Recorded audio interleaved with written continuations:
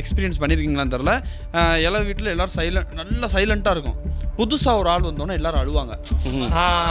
கட்டி பிடிச்ச ஆள் வர யா உங்கள் தாத்தா அப்படி இப்படின்னு.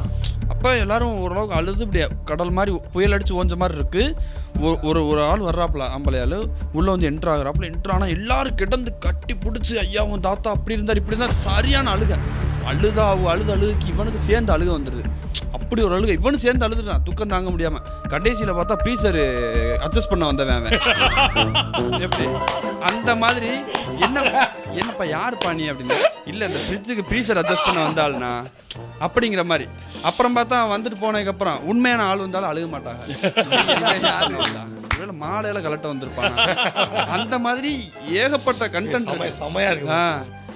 இப்போ ரீசெண்டாக நம்ம டீமில் உள்ள ஒரு ஆளோட அப்பா தவறிட்டாங்க. தவறுனா ஃபோனு, அவர் டிரைவர், அவர் கொஞ்சம் துக்கத்தில் இருக்கார். ஃபோன் வருது. ஃபோன் வந்தால் ஓனர், ஹலோ என்னப்பா இந்த மாதிரி அப்பா தவறிட்டாங்க. அப்படியா, சரிப்பா நல்லதுப்பா. இதெல்லாம் எதார்த்தம். அப்பா தவறிட்டாங்க இப்போதைக்கு வர முடியாங்க. சரிப்பா நல்லதுப்பா. அது எவ்வளோ இதாக இருந்திருக்கு. ஆனால் அது ஒரு உண்மையிலே மீன் பண்ணி சொல்லியிருக்க மாட்டாரு. அவர் ஜெனரலா என்ன பேசினாலும் சரிப்பா நல்லதுப்பா அப்படி சொல்லி பழகி இருப்பாரு. தவறுனவங்களோட அப்பா தான் தவறுனாங்க. அவங்களே பேசினவங்களே சிரிக்கிறாப்புல சொல்லி இப்படி சொல்றா.